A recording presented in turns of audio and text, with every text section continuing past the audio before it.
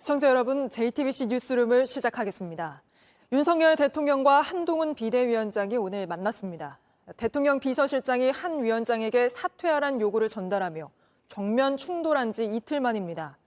밤사이 충남 서천시장에서 200개 넘는 점포가 잿더미가 되는 큰 불이 났는데 이 현장 점검 시간에 맞춰서 자연스럽게 만나는 기회를 만든 겁니다. 오늘 만남으로 갈등은 일단 가라앉는 모양새지만 이번 충돌 사태의 배경인 김건희 리스크에 대한 입장차는 여전해 보입니다. 먼저 김태영 기자가 보도합니다. 화재 현장에 먼저 도착한 한 위원장이 시장 입구에서 윤 대통령을 기다립니다. 윤 대통령이 모습을 드러내자 한 위원장이 허리 숙여 인사합니다. 윤 대통령이 악수를 청하고 한 위원장 어깨를 툭 칩니다. 대통령실이 사퇴를 요구하고 한 위원장이 즉각 거부하면서 갈등이 표출된 지 이틀 만에 두 사람이 만난 겁니다. 윤 대통령과 한 위원장은 나란히 화재 현장으로 걸어갔고 화재 진압 상황을 보고받았습니다. 윤 대통령은 피해를 입은 시장 상인들을 만나 재난지역 선포 검토 등 지원을 약속했습니다. 이거 빨리 좀 정리를 해가지고 여러분들이 또 바로 영업하실 수 있도록 최대한 좌우간에 좀 신속하게 회복을 시키겠습니다. 이런 윤 대통령의 한 발자국 뒤에서 한 위원장은 현장 점검 내내 곁을 지켰고 간간히 대화도 나눴습니다. 현장 점검을 마친 뒤에도 한 위원장은 윤 대통령과 함께 대통령 전용 열차를 타고 서울로 올라왔습니다. 서울역에 도착한 직후 한 위원장은 윤 대통령과의 갈등이 봉합됐냐는 질문에 이렇게 답했습니다. 저는 대통령에 대해서 깊은 존중과 신뢰의 마음을 가지고 있고요. 그게 변함이 전혀 없습니다. 대통령실 고위 관계자는 허심탄회하게 대화할 수 있는 자연스러운 조건이 형성됐다고 평가했습니다. JTBC 김태영입니다. 이번 만남은 대통령실에서 적극 나서면서 성사된 걸로 보입니다. 한동훈 위원장이 서천시장을 찾는다는 소식이 전해진 뒤 대통령 일정을 1시간 반 앞당기며 자연스레 만날 수 있도록 했고 다시 서울로 올라갈 때 역시 대통령이 직접 현장에서 전용 열차를 같이 타고 가자고 제안했습니다. 이어서 최승기 기자가 보도합니다. 윤 대통령은 오후 3시 서천시장 화재 현장을 방문하려 했습니다. 하지만 한 위원장이 오후 1시에 화재 현장을 찾는다는 당의 공지가 먼저 전해졌고 윤 대통령은 당초 일정을 1시간 반 앞당겨 서둘러 서천 화재 현장으로 내려갔습니다.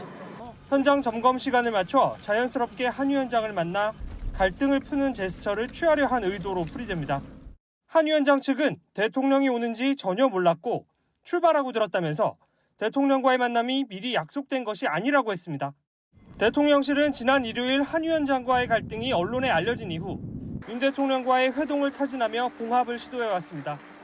선거를 앞두고 당정 갈등이 극한에 치달을 경우 자칫 공멸할 수 있다는 위기감 때문입니다. 윤 대통령은 눈도 많이 오는데 같이 타자면서 함께 전용 열차로 돌아오자는 깜짝 제안도 했습니다. 이에 한 위원장이 자리가 있습니까? 라고 호응해 두 사람의 열차 회동이 이뤄졌습니다. 불과 이틀 전 사퇴 요구를 했다던 것과는 180도 달라진 모습입니다. 대통령실 고위 관계자도 꼬인 것들이 풀린 건 맞다고 분위기를 전했습니다. 열차에서 내린 한 위원장도 각을 세우던 어제와는 달리 누그러진 모습이었습니다. 대통령도 그렇고 저도 그렇고 민생을 챙기고 국민과 이 나라를 잘 되게 하겠다는 생각이 갖고 그거 하나로 여기까지 온 것이거든요. JTBC 최승기입니다. 이렇게 대통령실이 먼저 적극적으로 나오는 모습을 보여줬음에도 갈등의 불씨는 여전히 남아있다는 평가가 많습니다. 김건희 여사의 사과를 처음으로 공개 요구한 김경률 비대위원의 거취부터 이른바 김건희 리스크에 대한 대응 방식까지 양측의 입장차가 좁혀진 게 없는 걸로 보이기 때문입니다. 유정화 기자입니다. 신윤계에선 김건희 여사의 사과를 가장 먼저 공개 요구한 김경률 비대위원의 위원직 사퇴 정도는 필요하다는 목소리가 나옵니다. 일단 오늘 열차 동행에서 김 위원 거취에 대한 대화는 나오지 않은 걸로 보입니다. 그런 얘기 서로 없었고요. 그런 얘기를 서로 만나서 대통령님 뵙고 하지는 않죠.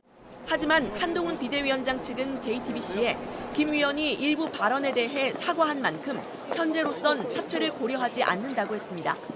시민단체 출신인 김 위원이 중도층 표를 끌어오는 데 필요하다는 겁니다. 김 의원은 어제까지도 김 여사의 사과는 있어야 한다는 입장. 이 때문에 김건희 리스크를 둘러싼 갈등의 불씨는 여전히 남아있다는 평가가 나옵니다. 친윤계는 오늘도 김 의원에 대한 불쾌감을 드러냈습니다.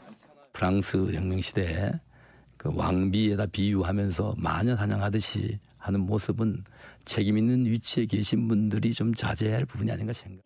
대통령실 주변에서도 김건희 리스크와 관련해 변화의 가능성은 감지되지 않습니다. 당장 김 여사가 명품백 수수 논란을 사과하면 오히려 총선에서 불리해질 것이란 내용의 글을 지인들에게 직접 보낸 것으로 알려집니다. 결국 총선이 다가오고 김경률 위원 등 수도권 출마자들이 김 여사의 사과를 요구하고 나서면 다시 충돌할 가능성이 크다는 전망이 여권에서도 나옵니다. JTBC 유정화입니다. 네, 이번 사태를 오늘 두 사람의 만남을 현장에서 지켜봤던 강희연 기자와 다시 짚어보겠습니다. 자, 강 기자, 오늘 대통령과 한동훈 위원장의 만남, 원래부터 예정돼 있던 건가요? 네, 그렇지는 않습니다. 국민의힘은 한 위원장의 서천 방문 일정만 공지를 했고 취재진이 현장으로 이동하는 중에 윤 대통령도 온다는 소식이 전해졌습니다.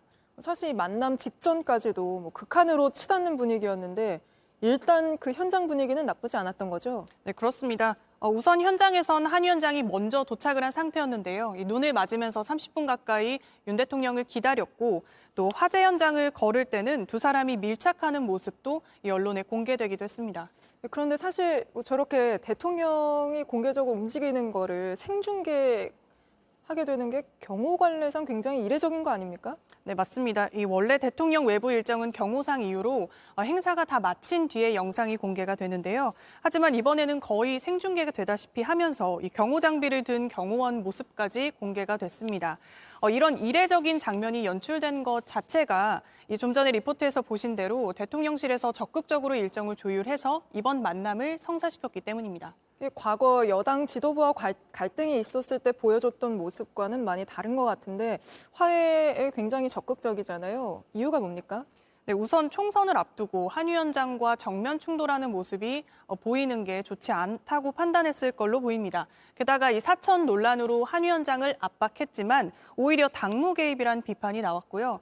또 당내에서도 수도권 의원들을 중심으로 급속하게 친한계가 생겨나는 분위기입니다.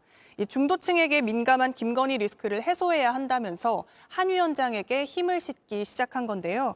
반면 이 한 위원장 비판에 앞장섰던 이용 의원은 이 기자회견을 취소하는 등 친윤계 의원들은 일단 목소리를 줄이고 있는 상황입니다. 네, 그러면 대통령과 한동훈 위원장 사이의 갈등 완전히 봉합되고 있다 이렇게 봐도 되는 건가요? 네, 일단 봉합이라고 보는 게 맞을 것 같습니다. 다만 앞서 전해드린 대로 김경률 비대위원의 그런 거취 문제라든지 김 여사의 리스크 이런 중요한 문제에 대한 입장차가 여전하기 때문에 이런 당 바깥에서 전망하듯이 총선이 다가오면 또다시 갈등이 불거질 가능성도 제기되고 있습니다. 네, 알겠습니다. 오늘은 여기까지 짚어보겠습니다. 강희연 기자였습니다. 친윤 핵심으로 불리는 국민의힘 이철규 의원은 어제 김건희 여사가 몰카 공작의 피해자고 또 이 명품 가방은 국고로 귀속됐기 때문에 돌려주면 횡령이라는 논리를 폈는데 과연 이 주장이 맞는 건지 배양진 기자가 팩트체크했습니다. 국고에 귀속된 물건을 반환하는 것은 국고 횡령이에요. 먼저 국고로 귀속되려면 대통령 기록물 관리법상 대통령 선물이어야 합니다. 국가적 보존 가치가 있는 선물, 그리고 공직자윤리법 15조에 따른 선물 두 가지입니다. 명품 가방에 국가적 보존 가치는 없습니다. 그러면 공직자윤리법을 봐야 합니다. 역시 두 경우입니다. 외국 정부로부터 대가 없이 받은 선물이나 공직자의 직무와 관련해 외국 사람으로부터 받은 선물입니다. 명품 백을 건넨 최재형 목사는 미국 국적이니 두 번째 경우에 해당할 수 있습니다. 문제는 직무와 관련해라는 문구입니다. 단순한 사적 만남이 아니라 대통령의 직무와 관련 있는 만남이란 조건이 필요합니다. 최 목사와 만난 건 직무와 관련이 없으니 국고가 될 수 없습니다. 따라서 이철규 의원이 주장한 국고 횡령 논의는 성립하지 않습니다. 만약 직무와 관련 있는 선물을 받은 거라면 더 큰 문제가 될 수 있습니다. 이렇게 받은 선물을 법 규정대로 지체 없이 신고하고 인도했는지도 중요합니다.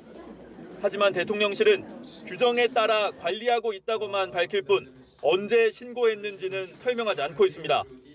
만약 직무와 관련 없는 선물을 받은 거라면 청탁금지법 위반 소지가 있습니다. 한 번에 100만 원 넘는 선물은 애초에 받으면 안 되고 배우자가 받은 사실을 알게 됐다면 즉시 신고한 뒤 돌려주거나 안 받겠다는 의사를 밝혀야 합니다. 최 목사는 이런 연락을 받은 적이 없다고 주장하고 있습니다. 팩트체크 결론입니다. 이 의원 주장대로 선물이 국고에 귀속된 거라면 어떤 직무와 관련해 받은 선물인지 신고 절차는 지켰는지 설명해야 합니다. 국고에 귀속된 게 아니라면 직무와 관련 없는 선물을 받은 건데 이 경우 청탁금지법상 규정된 반환 및 거부 의사 표시 절차를 지켰는지 따져봐야 합니다. JTBC 배양진입니다. 오늘 서천시장을 찾은 윤석열 대통령은 20억 원을 긴급 지원하고 특별 재난지역 선포도 검토하겠다고 했습니다. 그만큼 피해가 컸던 건데 불이 시작된 장면이 CCTV에 잡혔습니다. 불과 몇 분 사이 걷잡을 수 없이 불이 붙었지만 자동 감지 시스템도 또 스프링클러도 제대로 작동하지 않았습니다. 정영재 기자입니다. 1층 상가 안쪽에서 작은 불꽃이 튀더니 곧 빨갛게 커집니다. 옆 상가로 옮겨 붙고 화염이 번지기 시작합니다. 곧 시장 전체는 불길에 휩싸였습니다. 소방차가 도착했을 때는 이미 손 쓸 수 없는 상황이 됐습니다. 처음 불이 시작된 건 밤 10시 52분쯤. 빠른 속도로 번졌는데 신고는 16분 지나서야 접수됐습니다. 사람이 신고하는 게 아니고 기계가 자동적으로 신고하는 시스템입니다. 자동 감지 시스템은 빨리 작동하지 않았고 스프링클러는 물 사용 흔적은 있지만 제대로 작동하지 않았을 가능성이 높습니다. 그러면서 초기 진화는 실패했습니다. 2시간 만에야 큰 불을 잡았고 점포 227곳이 잿더미가 됐습니다. 불은 모두 꺼졌지만 군데군데에서 연기가 피어오르고 있습니다. 시장이 모두 타서 뼈대만 남아있고 앞에 세워져 있던 차량도 불에 탔습니다. 상인들은 삶의 터전을 잃었습니다. 1년 중에 제일 장사 잘 될 때가 지금이에요. 아, 눈이 너무 많이 와요. 왜 이렇게 눈까지 오는 거예요? 속상하게 진짜. 윤석열 대통령과 한동훈 비대위원장을 만나지 못한 일부 상인들은 야속해했습니다. 다 타갖고 아무것도 안 남았어요. 근데 그 상인들 마음에 뭐가 남았겠냐는 거예요. 그 믿음마저 저버리고. 정부는 특별 재난지역 선포를 검토하고 특별 교부세 20억을 긴급 지원하도록 했습니다. JTBC 정영재입니다. 윤석열 대통령이 새 법무부 장관 후보자로 박성재 전 고검장을 지명했습니다. 한 달간 공석으로도 당분간 차관 체제가 길어질 걸로 예상됐는데 오늘 지명하면서 한동훈 위원장과의 갈등설이 영향을 미쳤다는 분석이 나옵니다. 박병현 기자입니다. 박성재 새 법무부 장관 후보자는 대구 출신의 사법연수원 17기입니다. 원칙에 기반하여 뚝심 있게 일을 처리하는 것으로 정평이 난 분입니다. 2017년 서울 고검장을 끝으로 퇴임한 뒤 변호사로 활동했습니다. 국민의 신뢰를 받을 수 있는 공정한 법집행과 국민의 생활 안전, 인권 보호에 최선을 다하겠습니다. 2014년 윤석열 대통령이 국정원 댓글 수사로 대구고검에 좌천됐을 때 대구 고검장이었습니다. 대통령실은 지난해부터 박 후보자를 우선순위에 놓고 검증한 것으로 알려졌습니다. 한동훈 전 장관이 국민의힘 비대위원장으로 자리를 옮긴 뒤에도 후임을 지명하지 않아 차관 체제가 더 길어질 것이란 예상도 나왔습니다. 법조계에선 예전부터 후보군에만 두다가 갑자기 임명한 배경이 있을 것 같다에서부터 어수선한 검찰 조직의 안정에 방점을 둔 것까지란 다양한 해석이 나옵니다. 특히 이번 지명은 대통령실이 한 위원장에게 사퇴를 요구했다는 보도가 나온 지 이틀 만에 나왔습니다. 윤 대통령과 한 위원장의 갈등설로 법무부와 검찰에 있을 동요를 차단하려는 것이란 분석에 힘이 실립니다. 한 위원장이 주도적으로 이끌어온 검찰 조직에 강한 메시지를 던졌다는 시각도 있습니다. 박 후보자는 전임인 한 위원장과 이원석 검찰총장의 연수원 10년 선배입니다. JTBC 박병현입니다. 5.18은 북한과 김대중 세력이 주도한 내란이란 인쇄물을 돌려 논란이 됐던 인천시 의회 의장. 이후에도 사과는커녕 비슷한 내용을 또 돌렸다 논란이 됐는데요. 결국 오늘 시의회가 이런 의장을 받아들일 수 없다고 불신임안을 올렸는데 갑자기 한동훈 위원장이 자신의 사퇴를 요구한 적 없다는 엉뚱한 이유를 대며 스스로 회의를 끝내고 나가버렸습니다. 윤정주 기자입니다. 인천시의회 허식 의장은 지난 5일 가짜뉴스가 담긴 인쇄물을 돌렸습니다. 논란이 일고 국민의힘에서도 문제 삼자 한 발짝 물러나는 듯 했습니다. 아니 신문 내용을 내가 저기 썼습니까? 그 부분에 대해서는 저 신문사에다가 얘기를 해야지. 이후 의장 불신임과 제명 얘기까지 나왔습니다. 허 의장 지난 21일 억울하다며 기자회견을 열었습니다. 탄핵 사유가 미비약한 박근혜 대통령을 정치적으로 탄핵한 사건처럼 제2의 탄핵 사태로 비화될 것이 우려됩니다. 결국 인천시의회는 오늘 본회의를 열고 허 의장 불신임안을 올렸습니다. 불신임안 관련해서 하실 말씀 있으신가요? 말없이 들어온 허 의장, 자기 거치가 달린 안건 진행을 스스로 하기 시작합니다. 의장석에서 일어나 발언을 이어갔습니다. 한 위원장이 한 번도 언급한 적이 없다. 허 의장 의장직 사퇴를 요구하거나 지시한 적이 없다. 그러더니 의사봉을 치고 회의를 끝내버립니다. 본 의장에 대한 불신임한 상정은 지방자치법상 사회에 해당되지 않고 오히려 불신임한 상정 자체가 위협하다고 할 것입니다. 결국 불신임 투표는 시작조차 못했습니다. 허 의장은 부인하지만 국민의힘 당원에도 5.18 민주화운동 정신을 이어간다는 문구가 있습니다. 인천시의회는 내일 부의장 주재로 다시 회의를 엽니다. JTBC 윤정주입니다. 민주당은 총선 예비 후보들의 후원 회장 문제로 친 이재명계와 비 이재명계 사이에 갈등이 불거졌습니다. 정청래 최고위원이 친명계 후보 여러 명의 후원 회장을 맡자 당 지도부가 특정 후보를 편드는 거냐며 상대 후보들의 불만이 쏟아진 겁니다. 김재현 기자입니다. 수도권 지역에 출마한 민주당 예비 후보들의 홍보물입니다. 당 최고위원인 정청래 의원을 후원회장으로 소개하며 지지를 호소합니다. 총선용 현수막에 정청래 후원회장의 이름을 크게 써서 붙인 후보도 있습니다. 친명계인 정 의원 이름을 부각해 이른바 개딸로 불리는 강성 지지층에 호소하기 위한 겁니다. 그러자 불공정 시비로 번졌습니다. 상대 후보인 전혜숙 의원은 최고위원이 후원회장을 맡는 건 심판이 코치를 겸하는 것과 같다면서 공천 시스템 전체를 망치는 것이라고 지적했습니다. 김주영 의원 역시 불필요한 오해나 시비로 공정한 공천 관리에 영향을 미친다면 두고두고 당에 부담이 될 것이라고 비판했습니다. 또 다른 지역 한 예비 후보는 지역에선 정청래가 친명 간별사냐 얘기가 나온다고 했습니다. 하지만 정 의원은 문제가 없다는 입장입니다. 와서 이렇게 부탁을 하는데 안 됩니다. 야박하게 이렇게 거절하는 것도 그렇다 해서 정치적 의미를 떠나서 인간적인 정으로 보나 뭘로 보나 부탁하는데 안 해주면 좀 그렇잖아요. 당 지도부는 공식적으로는 친명 마케팅을 자제하라고 권고하고 있지만 현실은 말뿐인 상황입니다. 일부 후보들은 현재 진행 중인 후보 적합도 여론조사 안내문에까지 이재명 대표와 함께 찍은 사진을 넣고 있습니다. 다른 지도부 의원은 너도 나도 해준다고 하면 제일 편하고 좋지만 경쟁 상대를 고려해 지도부가 나서는 건 좋지 않다며 정 의원을 겨냥했습니다. JTBC 김재현입니다. 총선이 78일 뒤인데도 여야가 비례대표를 어떻게 뽑을지 결론을 내리지 못하는 가운데 지난 총선에서 꼼수 비판을 받았던 위성정당 논란이 또 불거지고 있습니다.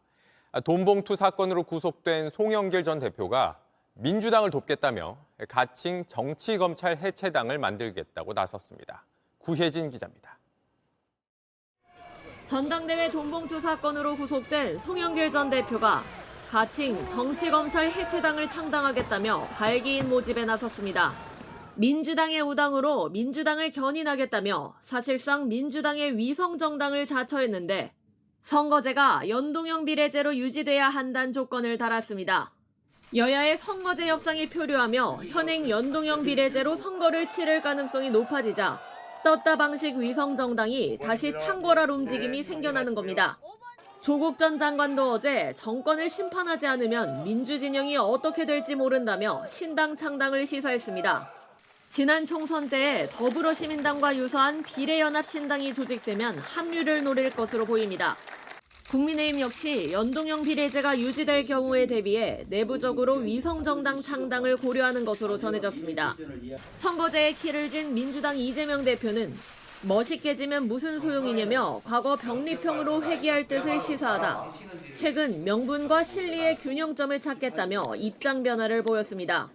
양당의 다수 의석 확보에 유리한 병리평과 정치개혁을 위해 공약한 연동형 사이에서 여전히 오락가락하고 있는 겁니다. 다만 연동형의 경우 개혁에 역행하는 위성정당이 생겨난다는 논란, 병리평은 과거로의 정치퇴행이라는 비판에서 자유로울 수 없을 것으로 보입니다. JTBC 구혜진입니다. 충청과 호남, 제주를 중심으로 오늘도 많은 눈이 쏟아졌습니다. 전북 지역에는 눈이 30cm 가까이 내리기도 했고 제주를 오가는 하늘길과 바닷길도 끊겼습니다. 대설 경보가 내려진 광주에 취재 기자가 나가 있습니다. 자, 정진명 기자, 정 기자 머리 위에도 지금 눈이 많이 쌓였는데 광주에는 오늘 종일 이렇게 한방눈이 내렸죠? 네. 광주 도심에 있는 공원에 나와 있습니다. 여기 안내판에도 제대로 알아볼 수 없도록 눈이 가득 쌓여 있습니다. 어제부터 광주에 내린 눈은 14.7cm입니다. 역시 대설경보가 내려진 전북 순창에는 모두 30cm 가까이 쏟아졌습니다. 이 지역 주민들은 종일 눈을 치우느라 바쁘게 보냈습니다. 어제부터 계속 눈이 와가지고 눈이 쌓일 때마다 치우는데 한 3-4시간마다 나와서 계속 치워야 되네요. 오늘 또 종일 또 눈 잡혀져 있는데 아마. 네, 제주에서는 폭설로 항공편이 무더기로 결항이 되기도 했죠? 네, 제주에는 대설과 강풍특보가 함께 내려져 있습니다. 새벽에 제주공항 활주로를 막고 밤사이 내린 눈을 치웠지만 계속된 눈바람에 결항이 속출했습니다.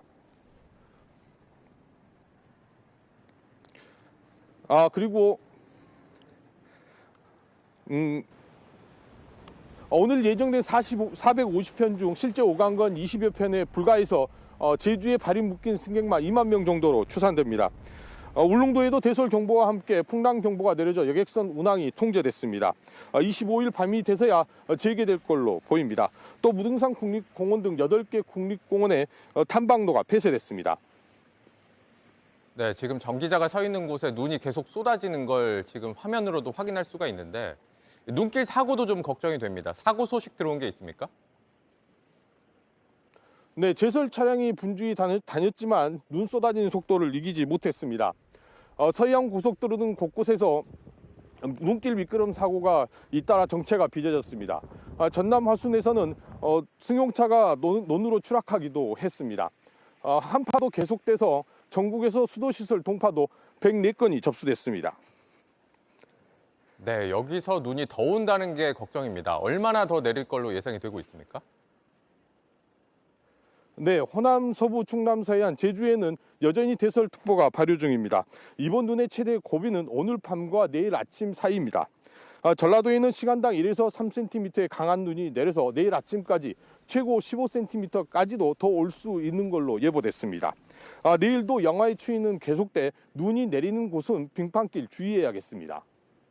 네, 정 기자도 안전에 유의하면서 취재를 이어가길 바라겠습니다. 광주에서 정진명 기자였습니다. 네, 강원 지역은 체감 온도가 영하 30도 아래로 떨어질 만큼 강력한 한파가 이어지고 있습니다. 이 때문에 동계 청소년 올림픽 경기 일정이 차질을 빚고 경기장을 찾은 시민들이 관람을 포기하는 상황까지 벌어졌습니다. 조승현 기자입니다. 바람 불고 눈가루 흩날리는 이곳은 동계 청소년 올림픽이 한창인 강원 지역입니다. 경기 4일째인 오늘 9개 종목 16개 경기가 진행될 예정이었는데 오전부터 일정에 차질이 생겼습니다. 여자 바이애슬론 경기 원래 30초에 한 명씩 선수가 출발하는데 간격을 20초로 줄였습니다. 강한 바람 때문입니다. 3시부터 강한 바람이 분다 그러니 입주자들은 그러면 강한 바람에 타격하면 분위기를 갖잖아요. 여자 알파인 스키 대회전 경기는 30분 늦춰 시작해야 했습니다. 날씨 때문에 리프트 운영이 제대로 안 됐습니다. 그만큼 날씨는 참 지독했습니다.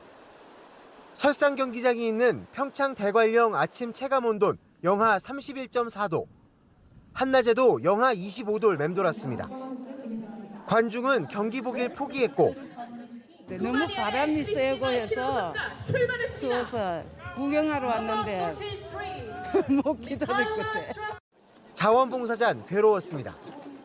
발가락하고 손가락이 너무 따끔따끔하고 말하기도 좀 힘들고 눈뜨기가 쉽지가 않아요. 이곳 평창 바이애슬론 센터 앞엔 관중 쉼터 3곳이 설치됐습니다. 그 맞은편엔 버스가 한 대 서 있는데요. 여기에서도 누구든지 들어와서 잠시 몸을 녹일 수 있습니다. 조직인 급히 경기장 주변 17곳에 이런 난방 쉼터를 만들었습니다. 하지만 이걸로는 부족했습니다. 망이라도 이거 짧은데 그거라도 쳐놓으면 덜 추울 것 같아. 조직인 자원봉사자에게 방한용품을 더 주고 야외 근무 시간을 줄이겠다고 밝혔습니다. JTBC 조승현입니다. 보신 것처럼 강추위에 전국이 냉동고처럼 얼어붙은 건 이 한반도를 향해 북극 한파가 몰려드는 바람길이 만들어졌기 때문입니다. 이게 어떤 의미인 건지, 추위는 언제쯤 누그러질지 황예린 기자가 설명해 드립니다.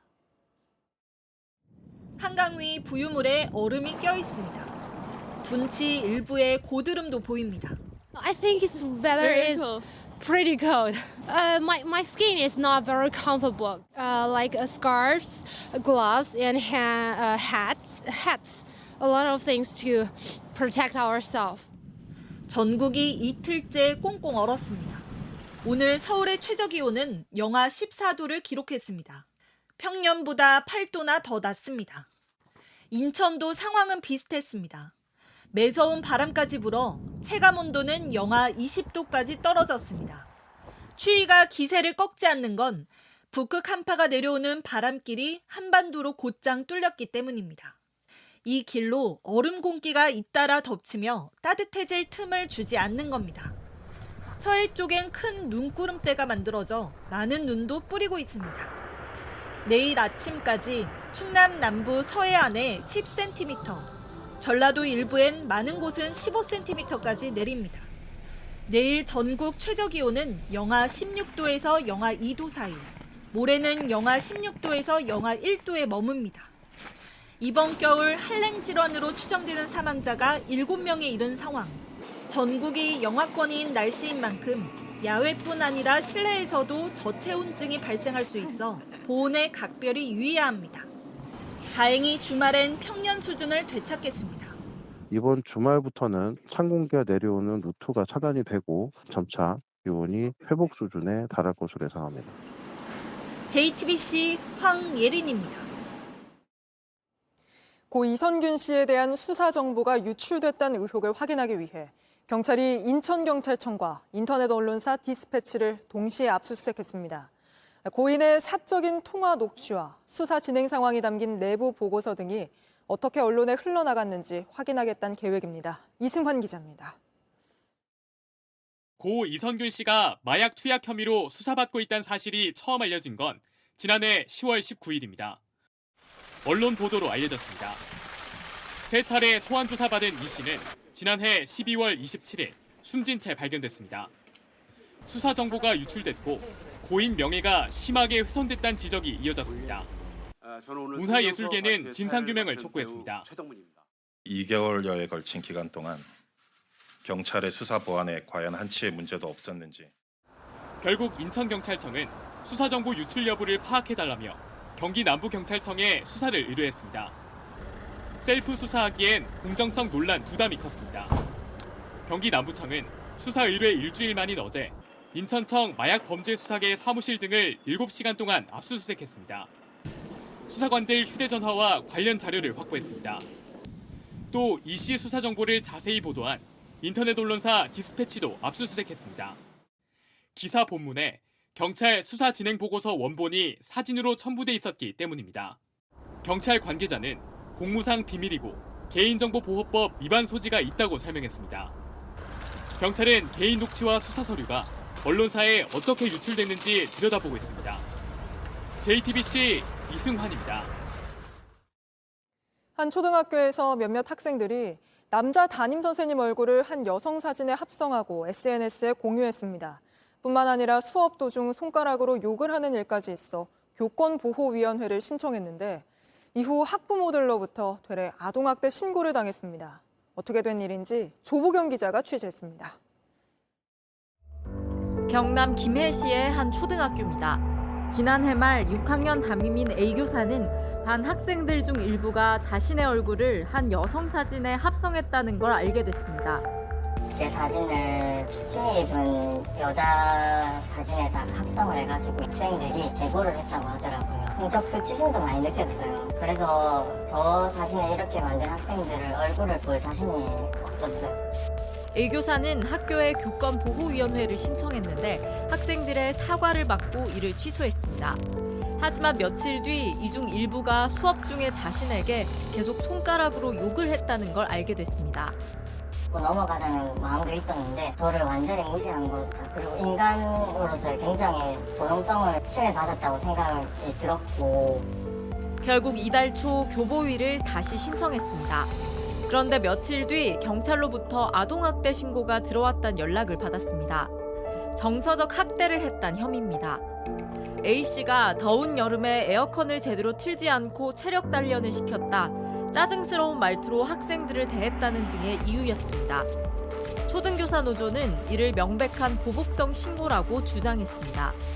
선생님은 그 신고를 당했다는 것 자체로 이제 조사를 몇 군데서 받으셔야 되고 그동안 심리적인 압박감이라든지 그런 걸 받는 스트레스가 극심하시기 때문에 노조는 학교와 교육청에 아동학대 신고에 적극 대응할 것을 요구하겠다고 했습니다. 취재진은 학교를 통해 해당 학부모의 입장을 요청했지만 학교 측은 학부모의 관련 내용을 전달하기 곤란하다고 밝혔습니다. 교보위는 오는 25일 열립니다. JTBC 조보경입니다. 삼성 바이오로직스가 고용노동부의 근로감독을 받게 됐다는 소식 저희가 전해드렸는데 그 결과가 오늘 발표됐습니다. 발표 결과 여직원의 신체 부위를 만지거나 새벽별을 보러 가자며 양평으로 데려가는 등 각종 피해가 있던 걸로 드러났습니다.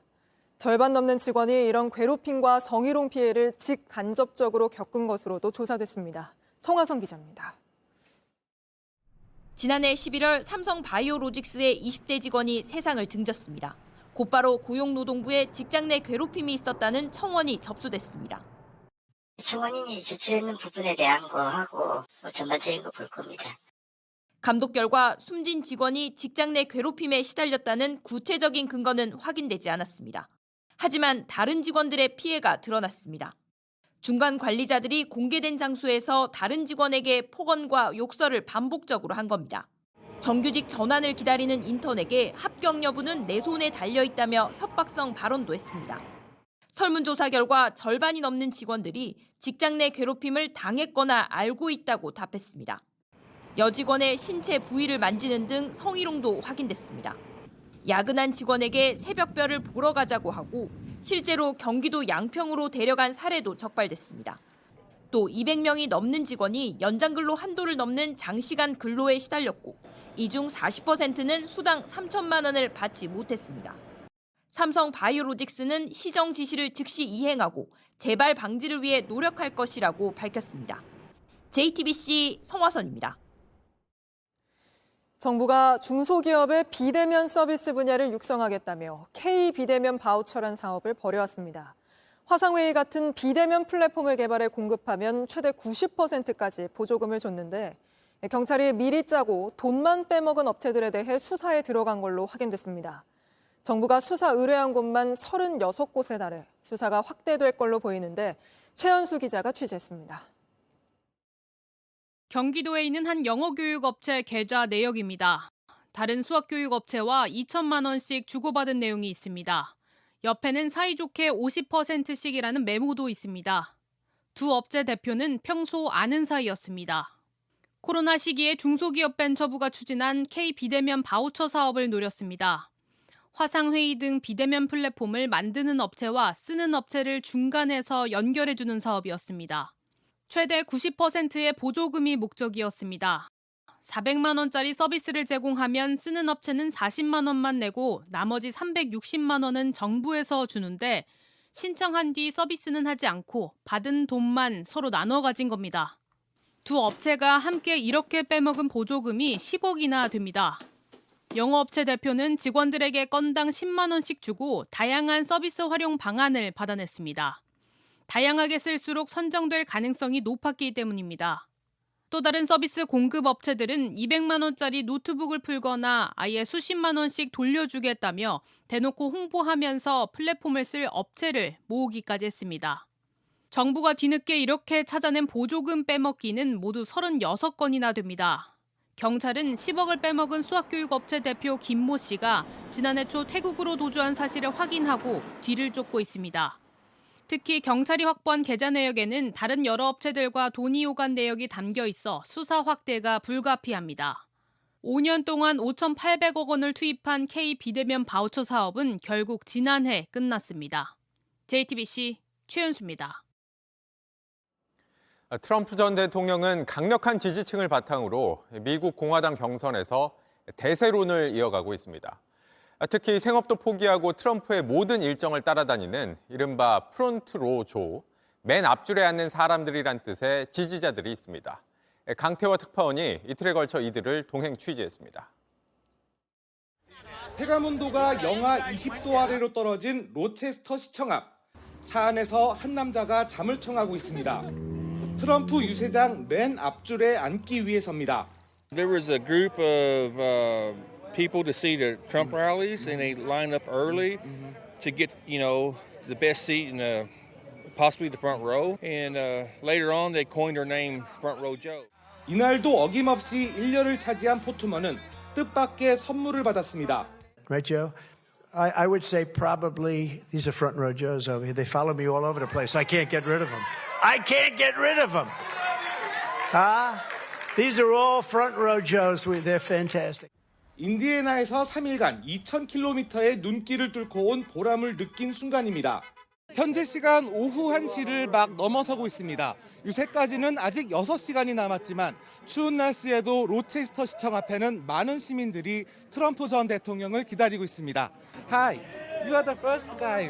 When did you get here and why? Yeah, actually I live in Connecticut, so we left around 2 o'clock this morning and we got here around 6 o'clock. Really? Yeah, that's how I love Trump. 일주일째 노숙 중인 한 지지자는 트럼프를 미국의 영웅이라고 치켜세웠습니다. He's the real-life Tony Stark. He is President Iron Man. 아예 살던 집을 팔고 7년째 전국을 유랑하는 사람도 있었습니다. Basically, we try to educate the people at this point. So we go around the country. This is our home, yes. 이들은 스스로 민주주의와 세계 평화를 존중한다고 주장합니다. 하지만 이 질문엔 한동안 답을 하지 못했습니다. We need to help, but I mean, we need to also help people here first. We got a lot of homeless, but yet they got the immigrants. 로체스터에서 JTBC 강태화입니다. 부동산 경기 침체가 길어지면서 서울 강남의 인기 아파트 단지 상가에도 빈자리가 늘어나고 있습니다. 높은 임대료를 감당 못하고 손해만 보는 경우까지 생기면서 수요가 크게 줄어든 겁니다. 공다솜 기자가 현장 취재했습니다. 서울 서초구의 6층짜리 아파트 상가입니다. 3,000세대 규모의 신축 대단지지만 1층은 절반 가까이 비어 있습니다. 분양 당시부터 평당 1억 원이 넘는 고분양가로 화제가 됐는데 임대료까지 훌쩍 뛰자 들어오겠다는 사람이 없는 겁니다. 월세가 거의 500인가 550 이렇게 하잖아요. 그거를 내고 김밥 천국을 할 수가 있겠어요. 1층에서 장사를 한다. 그러면 할 게 별로 없죠. 서울 송파구 초대형 단지 상가도 상황은 마찬가지입니다. 지하철과 연결돼 입지가 좋지만 지하 1층은 텅 비어 한낮에도 어둡습니다. 그나마 입점된 가게들의 업종도 부동산과 병원이 대부분입니다. 음식점은 참 있으면 좋은데 그게 없어서 제일 안 좋아요. 널찍하게 2개 튀어서 하면 괜찮은데 2개 하면 너무 세잖아. 고금리에다 오프라인 상권 침체까지 겹치며 높은 임대료를 부담하려는 수요가 급감한 겁니다. 이렇다 보니 상가 같은 상업용 부동산 거래 총액은 1년 새 40%가량 줄었습니다. 한때 연간 수익률이 5%를 넘어 투자 열풍이 일었던 것도 옛말이 됐습니다. 전국 아파트 상가의 투자 수익률은 1%에 못 미치는데 강남대로 같이 임대료가 높은 일부 지역은 수익률이 마이너스로 떨어졌습니다. 문제는 당장 임대료를 낮추기도 쉽지 않다는 점입니다. 장사가 안 되면 월세, 임대료가 떨어져야 되는데 떨어뜨릴 수가 없어요. 금리가 높으니까 자기들이 손해보고 할 수는 없잖아요. 금리가 정상으로 돌아오기 전까지는 이 문제가 지속될 것이다. 일부 아파트들은 상가를 할인 분양하고 있지만 상업용 부동산 시장의 냉각기는 당분간 계속될 전망입니다. JTBC 공다솜입니다.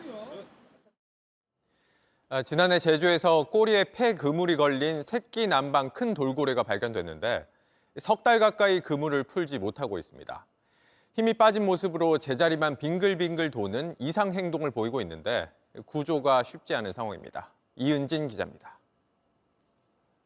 불편한 듯 앞으로 잘 나아가지 못하는 이 남방 큰 돌고래는 아직 1살이 안 됐습니다. 꼬리에 붙어있는 긴 물체, 낚싯줄과 폐그물입니다. 돌고래 몸체보다 더 깁니다. 움직이기 힘든 이 돌고래는 제자리에서 원을 그리며 돕니다. 견디기 힘든 스트레스를 받을 때 보이는 이른바 정형 행동입니다. 이 돌고래 지난해 11월 처음 발견됐습니다. 꼬리에 그물이 걸려 있고 어미는 곁을 떠나지 않습니다. 이 상태로 시간을 보낸 거라 상태는 갈수록 심각해지고 있습니다. 이제는 움직임이 많이 줄었습니다. 자기가 이거 뭐 하는지도 모르는 행동을 하고 있는 상태로 이제 거의 체념하다시피 하는. 폐그물을 당장 끊어내지 않으면 생명을 장담할 수 없습니다. 어미는 해줄 수 있는 게 없어 근처만 맴돕니다. 가는 그물들은 이제 움직일 때마다 이제 살을 파고 들어가요. 꼬리 같은 경우는 나중에 절단될 수도 있고요. 해양수산부는 빠르면 이번 주말 구조에 나섭니다. 한 번에 구조가 될지는 알 수 없습니다. 응원이 필요합니다. JTBC 이은진입니다. 2027년부터 소방관을 채용하는 체력 시험에서 남녀 모두 똑같은 평가 기준을 적용하기로 해 그럼 여성들이 불리한 것 아니냐는 말이 나왔습니다. 그러나 우려와 달리 여성 지원자에 대한 채용 문턱이 특별히 높아진 건 아니라고 합니다. 왜 그런 건지 신진 기자가 정리했습니다. 고립된 노인을 업고 차오른 물속을 걷습니다. 호스를 들고 거센 불길과 맞서야 합니다. 강인한 체력은 소방 공무원 직무 수행의 필수 조건입니다. 소방관들이 현장에서 맡게 되는 이런 상황. 소방청은 오는 2027년부터 체력 시험 종목을 이런 활동에 맞춰 바꾸기로 했습니다. 무게 20kg 조끼를 입고 하는 계단 오르내리기, 소방호스 끌기 등입니다. 임무를 완수한 시간을 재는데 남녀 똑같은 기준으로 채점합니다. 기존엔 윗몸 일으키기, 제자리 멀리 뛰기 같은 기초 체력 테스트였고 남녀 평가 기준이 달랐습니다. 미국, 영국, 독일, 호주 소방에서는 체력 시험에 남녀 동일 기준을 적용하고 있습니다. 단순 기준으로 여성에게 불리한 것이 아니냐는 우려가 나오는데 결론부터 말하자면 큰 영향은 없습니다. 남녀 모집 인원을 미리 정해놓은 상태로 분리해서 시험을 치르기 때문입니다. 즉, 채점 기준이 남녀가 같다 뿐이지 여성은 여성끼리 경쟁합니다. 지난해 소방공무원 최종 합격자 1,528명 가운데 80명, 5.2%만 남녀가 같이 경쟁하는 통합 선발 인원이었습니다. 이마저도 80명 가운데 여성이 42명입니다. 통합 공채 선발은 주로 전산, 심리상담 같은 직군이라 체력이 결과를 좌우할 가능성이 작습니다. 소방청은 이런 남녀 분리 채용 방식은 유지할 가능성이 크다고 밝혔습니다. JTBC 신진입니다. 요즘 할리우드 영화 중에는 이야기가 끝나고 배우와 제작진을 소개할 때 익숙한 한국 이름이 보이는 경우가 있습니다. 할리우드에서 활약하는 한국인 촬영 감독부터 애니메이터까지 조소희 기자가 소개합니다. Ladies and gentlemen of the Gallery Gourmet, my name is Willy Wonka. 기린이 건물 안을 뛰어다니고 사람들이 하늘을 날아다니는 이 영화. 동화 같은 세트장과 배우들의 표정 하나하나를 놓치지 않고 잡아낸 촬영 감독은 한국인입니다. 여기에서 일하면은 조금 더 다양한 작품하고 조금 더 오랫동안 촬영 감독으로서 일을 하지 않을까 하는 생각에 너무. 영화 올드보이를 시작으로 국내 대표 감독들과 주로 작업했던 그는 7년 전 미국으로 진출했습니다. 티모시가 제 옆을 지나가면서 이렇게 저한테 인사를 하고 허그를 하면서 지나가는데 그런 것들이 좀 비현실적이었던 것 같아요, 저한테. 할리우드는 뭔가 다른 앵글, 뭔가 다른 분위기를 자아내는 독특함에 끌렸습니다. 배우들 역시 촬영 구도가 놀라울 정도로 신선했다고 평가하기도 했습니다. I have a few thousand questions. 영화 위시에서 주인공을 돕는 이 캐릭터는 디즈니 애니메이터 윤나라 씨가 그렸습니다. 겨울왕국 2에서 엘사를 그렸던 그는 이번엔 자신의 딸이 까르르 웃는 모습을 보고 새로운 캐릭터를 만들어냈습니다. 우리만 좋아할 것이라 여겼던 한국적인 감수성이 할리우드의 다양한 가치, 색다른 차이를 불어넣고 있는 겁니다. 감독과 배우에 이어 스태프까지 할리우드 영화에서 반가운 한국 이름을 찾는 건 점점 더 흔한 일이 돼가고 있습니다. JTBC 조수입니다. 황산 테러로 원래 얼굴을 잃은 여성이 모델로 카메라 앞에 섰습니다. 집에만 갇혀 살지 않고 밖으로 나와 자신과 같은 피해자들을 위로하기 위해서라고 합니다. 이선화 기자입니다. 룩북 촬영이 한창인 스튜디오. 한 여성이 사진 한 장을 들고 있습니다. 사진 속 여성은 모델인 패트리시아 르프랑 본인으로 황산 테러를 당하기 전의 모습입니다. 15년 전 택배가 왔다는 소리에 나갔다가 문 앞에서 변을 당했습니다. 범인은 전 남자친구였습니다. Et je rampe sur mes bras, je n'avais déjà plus marché, et mon bras ici, je le voyais fondre comme un cachet d'aspirine. Je dis mais je suis occupée à mourir moi ici. 혼수 상태에서 3개월 만에 깨어난 날 모든 게 원망스러웠습니다. 하지만 전 남자친구가 원하는 대로 집에만 갇혀 살고 싶진 않았습니다. 자신과 비슷한 상황에 놓인 생존자를 돕기로 결심했습니다. But at the same time, she's been able to take that devastation and turn it into something incredibly positive. And I'm humbled by that. 카메라 앞에 선 것 역시 생존자들과 연대하기 위해서였습니다. 불과 5년 전만 해도 거울조차 보기 힘들었지만 더는 슬퍼하지 않습니다. Tu vois, mais malheureusement, j'ai appris, ça va être fort à dire, mais j'ai appris cette laideur. C'est moi. Tu vois ce que je veux dire? 당신의 인생은 끝나지 않았다며 스스로와 또 다른 피해자들을 위로했습니다. Puis je me suis dit bêtement, écoute, si t'es restée vivante, c'est qu'il y a une raison, quoi. Il devait y avoir une raison. JTBC 이선아입니다. 이 몇 장의 사진만으로도 중국 축구의 좌절과 절망이 느껴지죠. 카타르전에서 0대1로 패배하면서 아시안컵 성적 2무 1패를 기록한 중국. 골은 단 하나도 넣지 못했습니다. 안 좋은 상황이지만 24개국이 참가한 아시안컵은 도 3위도 16강에 오를 수 있어 아직 희망은 있는데요. 그 가능성은 좀 희박합니다. 통계 매체 중 어떤 곳은 1.18%, 또 다른 곳은 0.52% 중국의 16강 진출 확률을 이렇게 내놨는데요. 그래서 중국 축구 팬들 입에선 탈락하지 않은 게 더 고문이란 말이 나온다고 하네요. 이번에도 감독을 경질하고 대표팀을 해체하라는 요구가 거센데 과연 그걸로 좋아질까요? 사실 이렇게 돌아오는 건 원하던 그림은 아닌데요. 우리 축구대표팀 골키퍼 김승규 선수가 휠체어를 타고 인천공항을 빠져나갑니다. 무릎 전방 십자인대가 찢어져 수술을 받아야 하죠.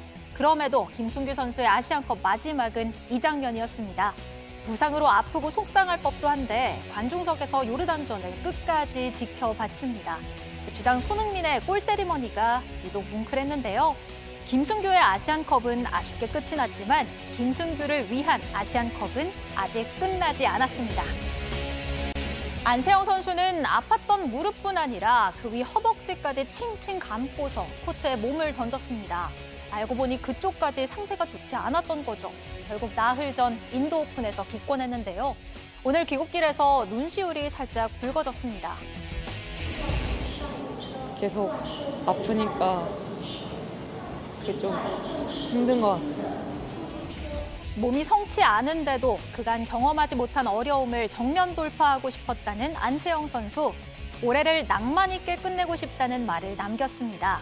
앞으로 5주간 재활에 들어가는데 더 단단한 모습으로 돌아오길 바랍니다.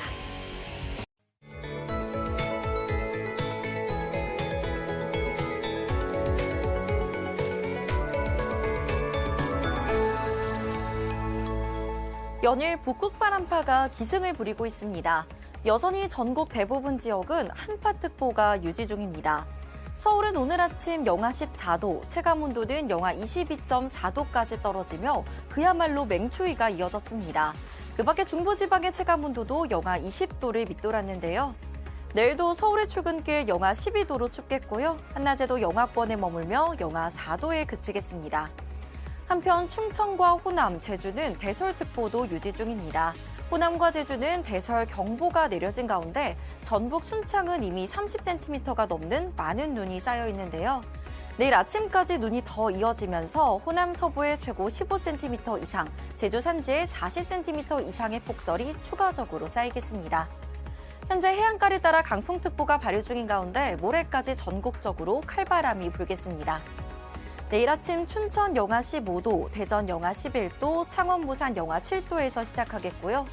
낮 기온도 춘천, 청주 영하 2도, 전주, 강릉 영하 1도로 종일 영하권에 머무는 곳이 많겠습니다.